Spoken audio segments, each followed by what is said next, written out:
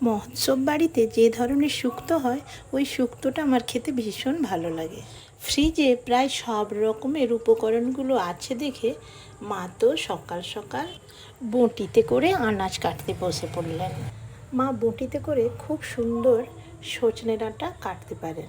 সজনে ডাঁটা, কাঁচকলা, বেগুন, আলু এবং উচ্ছে কাটতে বসেছেন। আনাজও কাটছেন আর মাঝে মাঝে টিভি দেখছেন। আমার দেখে মনে হচ্ছে যেন হাত কেটে ফেলবেন, কিন্তু না, উনি খুব সুন্দর করেই আনাজগুলো কেটে ফেললেন। আমি যখন বাড়িতে শুক্তো বানাই তখন একটা ভাজা মশলা তৈরি করি। জিরে, পাঁচফোড়ন দিয়ে শুকনো কড়াইয়ে ভেজে গুঁড়িয়ে ফেলি। একটু বেশি পরিমাণেই ভাজা মশলাটা তৈরি করে নিলাম যাতে 2-3 বার হয়ে যায়। শুক্তো করার আগে কড়াইয়ে তেল দিয়ে কয়েকটা বড়িকে লাল লাল করে ভেজে নিলাম। বড়িগুলোকে তুলে নেওয়ার পর এক্সট্রা তেলে উচ্ছেতে নুন হলুদ ভালো করে মাখিয়ে ভাজার জন্যে তেলে তুলে দিলাম। উচ্ছেগুলোকে বেশ ভালো করে নেড়ে চেড়ে সোনালি করে ভেজে তুলে নিলাম। এখন দেখি শুক্তোতে অনেক রকমের সবজি দেওয়া হয়, কিন্তু আমার এই সবজিগুলোই শুক্তোতে ভালো লাগে।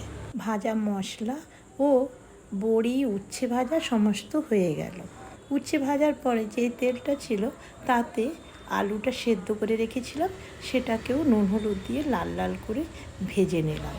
আলুটাকে নেড়ে চেড়ে লাল লাল করে ভেজে তুলে নিয়ে ওই কড়াইয়ে বেগুন, কাঁচকলা ও সজনে ডাঁটাগুলোকে কষিয়ে নেওয়ার জন্য তুলে দিলাম। খুন্তি দিয়ে নেড়ে চেড়ে ভালো করে কষে নিতে থাকলাম যাতে একটু ভাজা ভাজা হয়ে যায়।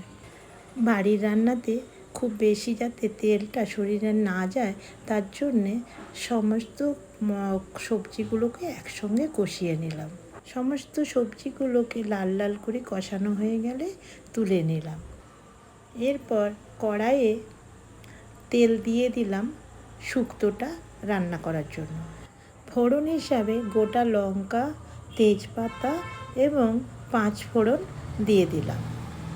পাঁচফোড়নটা থেকে সুন্দর একটা গন্ধ উঠতেই বুঝে নিতে হবে যে ভাজা হয়ে গেছে। এর উপর লঙ্কা গুঁড়ো, হলুদ গুঁড়ো ও জিরে গুঁড়ো দিয়ে একটু ভেজে নিলাম। তার উপর সর্ষে পোস্তটা বেটে জল দিয়ে ওর উপর দিয়ে দিলাম। এর উপর আলু ভাজা, কাঁচকলা, বেগুন ও সজনে ডাঁটা কষানোগুলো দিয়ে দিলাম এবং পরিমাণ মতো জল দিয়ে সেদ্ধ করার জন্য ছেড়ে দিলাম। সমস্ত সবজিগুলো ভালো করে সেদ্ধ হয়ে গেলে আগে থেকে ভেজে রাখা বড়ি ও ভাজা উচ্ছেগুলো দিয়ে দিলাম। তারপর ভালো করে নেড়ে চেড়ে ফুটিয়ে নিলেই শুক্তো হয়ে গেল। একেবারে শেষে ভাজা মশলা ও 1 চামচ কাওয়া ঘি দিয়ে নামিয়ে দিলেই তৈরি হয়ে গেল শুক্তো। রেসিপিটা কেমন লাগলো নিশ্চয়ই কমেন্ট করে জানাবেন। আপনারা সবাই সুস্থ থাকবেন, ভালো থাকবেন।